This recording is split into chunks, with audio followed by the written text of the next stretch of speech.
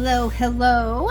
It is DeeDee here today, and I am sharing with you. This post should go live on like Monday the 21st or Tuesday the 22nd-ish. But I've had a lot of requests about how I put together this book. And at the time of sharing this book, well, this book is for the All About Patterns Challenge in August.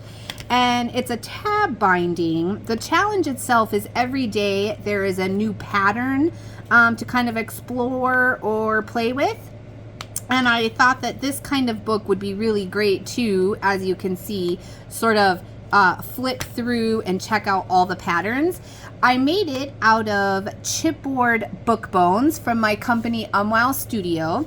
The front and the back cover are 4x6, and then all portrait, and then all of the pages inside are made up of 3x4 book bone covers that have been turned landscape, so that then the two of them together equal the same size as the 4x6. And then I've used Studio bookbinding tape to bind it together. I do want to show you that once you get to the middle of the book, the pages get a little wobbly, and I don't mind that, but I'm going to show you how to make sure that they're more secure in this tutorial that I'm going to share with you. And I'm going to do it on a smaller scale so that you can, so we can get it done, basically. But this is a version of tab binding, and you can pick up other tutorials on YouTube, and lots of artists use this binding. What it's really great for is putting in individual pages, and for pages that have any thickness to them. As you can see, the chipboard that I cut at Studio is super thick. It makes great book covers, which is why I designed the Book Bones products. But the tab binding itself allows for really thick pages, whether it's just the base and you do flat work on it, or in some cases, or in all cases, if your pages themselves end up very thick based on the materials you're using, the tab binding can give you the space between the pages that you need for some of your more altered art or thicker pages to fit into. And it's just a really great system. It's just a really great system. So to start off with, some of the important things are that you have a very sturdy tape. And if you don't have a sturdy tape, you can always back it up with adhesive, a little bit of adhesive. But I'm going to be using this woven fabric tape that I designed for Studio. It's a big fat roll of bookbinding tape, and it comes, I mean, there's so much on a roll, and it's over 3. Was it over 3? Maybe don't quote me on that, but it's super wide, as you can see, and it's really going to hold these pages together. It's super, super sticky. But if you're going to use something like masking tape or washi tape, I would just suggest using a little adhesive along with your tape. So have your tape and whatever structure you want to use. In this case, I'll be doing chipboard. But you want to have an even number of pages, including the covers. So I have 1, 2, 3, 4, 5, 6. If you don't have an even number, then your last guy is going to be kind of wobbly and weird. And you want to end on a nice strong note. So just make it an even number of pages, even if you don't plan on filling them all in. And I do want to also note that this tape is super, super sticky. I did mention that. That's kind of the whole point of me using it. So I have a pair of scissors, but just in case they get gummed up with this, I have some Goo Gone close at hand. So you may see me reach for that and clean my scissors off occasionally. But I'm going to pull a piece of this tape back and cut it from the roll. And you can decide exactly how thick you want your tape to be. You can cut it down to size, or you can cut some different, use different widths if you're choosing washi tape or you're choosing masking tape or something like that. I think duct tape and drywall tape, all of that could be really cool to use when you're working on things like this. And I also want to say you can do this when your pages are finished as well. I mentioned if you get thickness to your pages, you may want to wait until the end to bind them together so that you can leave enough room between them, and the tab binding is going to allow you to do that. In this original piece, I did 4 tabs on the cover on the big piece, and then I did alternating 1 and 2 tabs on the little ones so that it looks like this in the end. But I'm going to change that because, as I mentioned, some of those inner pages, they get a little wobbly and I don't love it. So what I'm going to do is do the 2, is that right? I think that's right. I'm going to do the 2 starting on the outside, and then from there I'll alternate, and we're going to see if it makes it a little stronger. But I'm going to cut my tape into some smaller size tabs, and actually I want them longer, I think, but thinner. So more like a 1/2 inch washi tape, and I can just tuck that right there.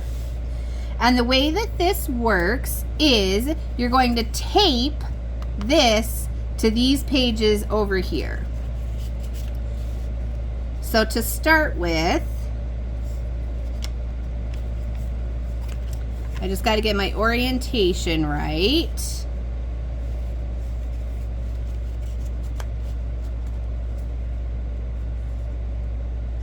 I'm going to hold these 2 together, and I'm going to come right in the middle. Make sure my pages are flush, and that includes the 2 small ones. Wrap it around like that. And I'm trying to keep it as pretty centered as possible between the small page and the large page. And now this bad boy opens like this. And I'm really going to press that tape down so that it's nice and secured in there. And I'm going to leave this over here. These pages are going to go here. So now I want to cut thin strips that will tape here, here, here, and here, but on the back side. So I'm going to start with this and cut down. And if you end up using this tape, you'll notice that I'm folding the non-sticky side together. Otherwise, this tape will really, really stick to itself. And, oh, I was going to say, it also tears, but it's pretty thin right here to tear. So that's okay. I'm going to keep cutting it. And sometimes the tear is fun to have too. But I don't want to tape like this because there's already tape on this side. So if you see that there's tape on the side, you're going to know that you're taping on the wrong side. And it sounds kind of funny when you say it like that, but I want my pages to flip. So stick with me here. It gets a little daunting and you kind of have to pay good attention and sort of trust yourself. But I'm going to put these 2 tapes, so I've opened this back this way, nestle these in between the pages, which I have that leeway because they're so thick that when it folds, it leaves a space there. And I now have these sticking out of the inside. I'm going to put this page right on top. And I just make sure it's flush as well as possible. And now I'm going to fold this over just like I did the other one. And so you can see our pattern on our binding is starting. I've got the 1 in the middle and the 2 on the outside. I'm going to do the 2 on the outside again. And this may be a little bit different than you see some of the other tab bindings done, just because I have my pages on the inside half size. So I have 2 pages for every 1 page of some of the others you might see. Ooh, that cut's a little jankety. Sorry about that. So again, I'm going to open this one up, slide this in here, tape it down,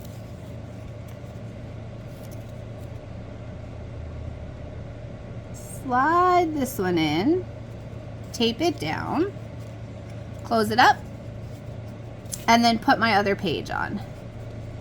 Try to get it as flush as possible, and then nice and tight and taut.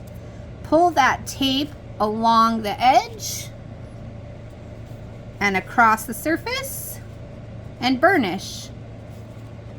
So now we've got one that opens, 2 tabs, 2 that open, 4 tabs, and these, there's going to be 2 tabs here because on the back side it has 4 tabs. So you alternate these tabs over and over and over. And I'm pulling them very taut. If you were working on a piece that was already done and you needed extra width, you would hold the pages together and wrap your binding and leave space.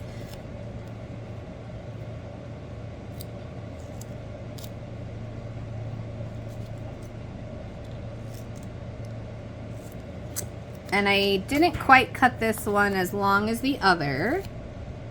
And that totally is going to be up to you how long or big or wide or skinny you want your tabs to be. This one, yeah, I should have cut it a little bit the other way, but that's all right.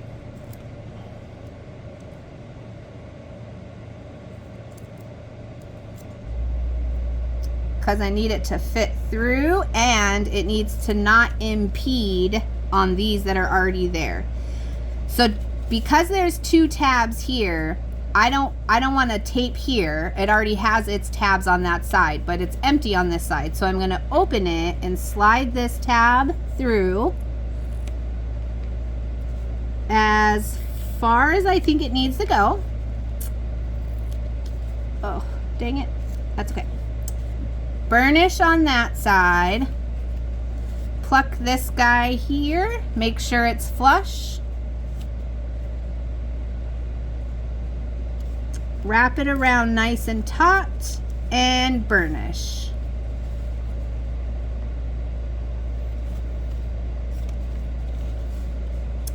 And I'll do it again. I'm going to save these little pieces of tape that I have to cut off to make this tab fit, because I can use them somewhere else, even as a design element or part of a background in an art journal page or something like that. So again, through the middle.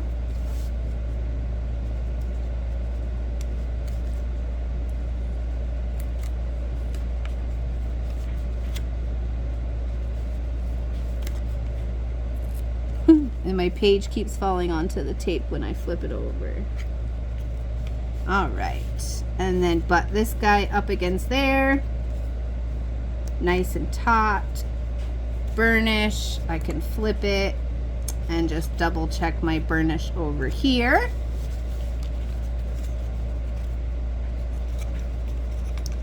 So I was wondering on the other one about my loose pages on the inside, so I reversed the 2 to 4. Either way, it starts out like they're gonna alternate, so 4, 2, but then there's 4, 2, 4. They're a little hard to see, but 1, 2, 3, 4, like it's hidden under some of the things. And I wondered if I alternated them, if that would fix it, but that's not what fixes it. You have to have more tabs than just one. By having one, you'll have a loose page in there kind of no matter what. I don't mind it. My book still stays together. The binding tape works really well. But if you have an issue with that, just up your tabs. And it's a little bit harder on these because these are half pages. So each one of them already needs to have extra tabs essentially. We're going with 4. It would be a little bit harder to get really skinny tabs in here, though it may look very cool. And if you had like a fabric, a ribbon or something like that that was really thin, that was maybe adhesive backed, that could be a great way to do it. But this is essentially how the tab binding goes together. So because I have these two here, I need to open this, and every opening they're gonna match. Well, except for the front and the back, which is one of the reasons you need an even number, because so you end on a good sturdy note. But I'm gonna take this and go the other way. No, I think it was this way.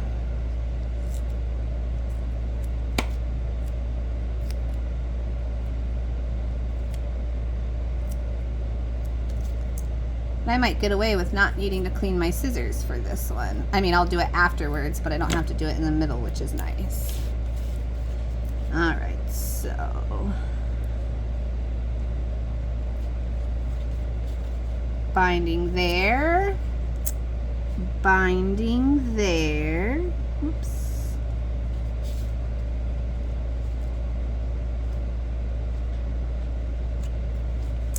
Close it. Put my next page.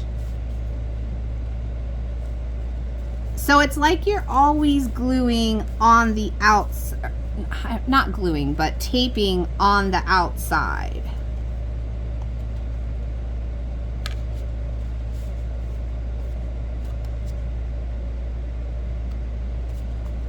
And I'm going to use these scraps that I have.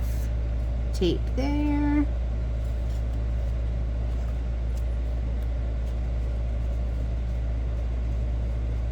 And